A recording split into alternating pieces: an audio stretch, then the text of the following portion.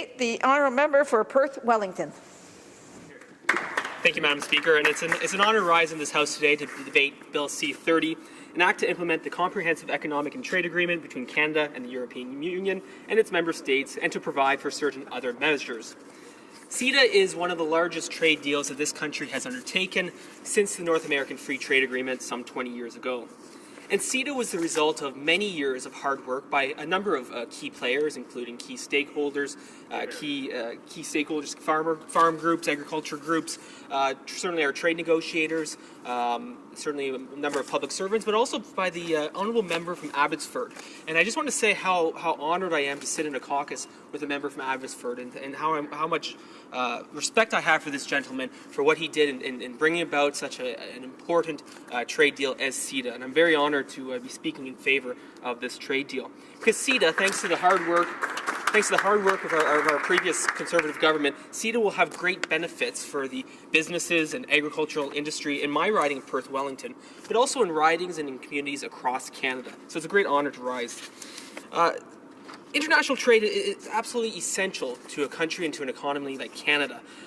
Investing our time and resources in international trade deals helps create wealth and helps to reduce poverty in some developing nations as well.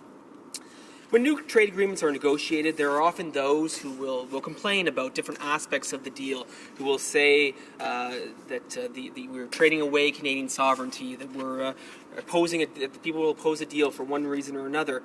But we always hear these voices. 30 years ago, when the former Mulroney government was negotiating the Canada-US trade agreement, we were told that Canada was signing away our sovereignty, that Canada would be a branch plant of the United States. But here we are, Madam Speaker, 30 years later, and we're celebrating the great success of the Canada-US trade agreement, and later supplemented by the NAFTA agreement. In Canada, our standard of living is as high as it has ever been, and we are a strong and independent nation, Madam Speaker, and that's in large part due to the great trade deals that have been negotiated by previous governments. Ces accords peuvent avoir des conséquences. These agreements can have huge consequences for our national economy. To be able to avoid the disadvantages, we need to study free trade agreements very carefully and consider the consequences that they will have on every sector of the economy. This is what we did in the case of CETA. This agreement was not rushed through hastily. Rather, it is the result of years of consultation and negotiation.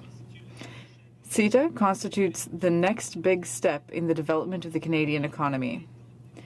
Our country has considerable wealth. However, it is relatively unpopulated. Given our small population, we don't have a domestic market that is sufficiently large to maintain our high standard of living. We need to expand our markets to a world scale. If we want to continue creating jobs in the 21st century, we need to create more opportunities to sell our products, resources, and technology on foreign markets. Canadian companies count on trade with the U.S. to ensure growth and job creation.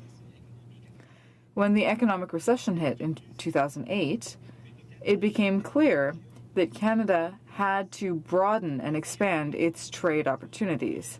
The former Conservative government made excellent progress in meeting this need by signing new trade agreements, bilateral trade agreements with other countries, and by negotiating significant trade agreements like CETA and the Trans-Pacific Partnership.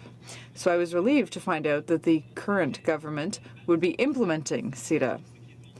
Unfortunately, we don't know what they will be doing with the TPP, and on this side of the House, we are very proud to support the TPP. Of unfortunate protectionist rhetoric, CETA has become more important now than ever. Our exporters simply cannot afford to lose global market access. If we expect our economy to grow into the 21st century, we must have access to the European market. CETA expands Canada's access to 28 European nations consisting of 500 million people and a total gross domestic product of $17 trillion. To put that in contrast, Madam Speaker, the gross domestic product of Canada is only $1.6 trillion. CETA will bring down the tariff walls that block access to Canadian goods in Europe, and Canadian businesses will gain special access to the world's largest market for imports. By ratifying CETA, we are giving an advantage to Canadian farmers, farm families, and manufacturers. Madam Speaker, the local economy in my riding of Perth-Wellington is built on agriculture. I'm very proud to be the son and grandson and son-in-law of farmers in my riding. And I'm proud to support so many hardworking farm families who dedicate their lives to feeding our nation and feeding the world.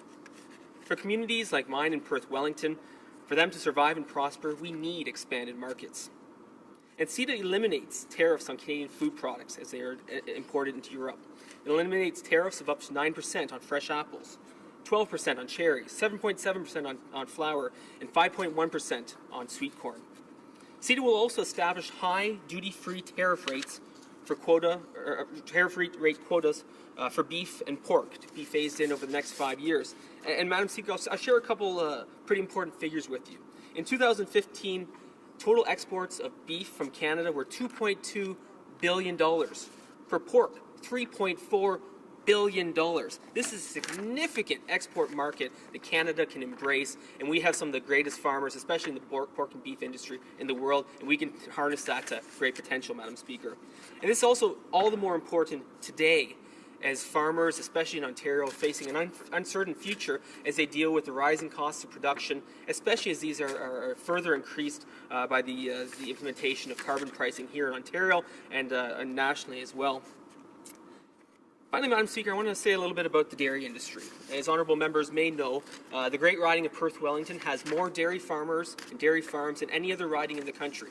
I'm very proud of our dairy industry, and I'm very proud to represent so many farm families in my riding who dedicate their lives to producing high-quality Canadian milk. And contrary to often the fears that get presented when international trade deals are negotiating, the three pillars of supply management have been protected in this deal, and as they were protected as well in the TPP deal as well. Producer pricing, production discipline, import control, these have all been protected in both the TPP and the CETA negotiation. And Canadian consumers will be able to continue to drink delicious Canadian milk. And I will personally, as the son-in-law of retired dairy farmers, I will continue to enjoy drinking a good cold glass of Canadian milk. And I might take this opportunity as well to say how proud I am of some of the cheesemakers in my riding. The small communities in Perth-Wellington are quickly developing a name of creating some of the greatest new cheese products right now happening in Canada. We have a number of small cheese processors who are doing some great work, and I just want to take that opportunity to say how proud I am of those local cheese makers who are doing such great work. The CETA deal will create up to 80,000 new jobs in Canada. To put that in perspective, that's 80,000 families who will now have an individual in that family who has a job. That's 80,000 families who might be able to buy their first home. That's 80,000 families who might be able to go out and put their kids in that sporting activity, whether it's hockey or soccer, they may not have been able to do before if those jobs didn't exist. This will have upwards of a $12 billion increase to the Canadian economy. That's as much as $1,000 per average Canadian family. This is an exceptionally important trade deal that we as Canadians ought to embrace, and we as members of Parliament ought to embrace and ought to support as we go forward with these negotiations. Finally, in 2015, Canadian agriculture and agri-food in Ontario alone exported $775 million worth of farm products and agricultural products to the European Union. To the European Union alone. This is a massive market that we as Canadians must embrace. Madam Speaker, CETA is not only good for the Canadian economy, it is absolutely essential for our growth and continued prosperity. Protectionism is not the right path for Canada, and I will be voting to support and to ratify the CETA deal.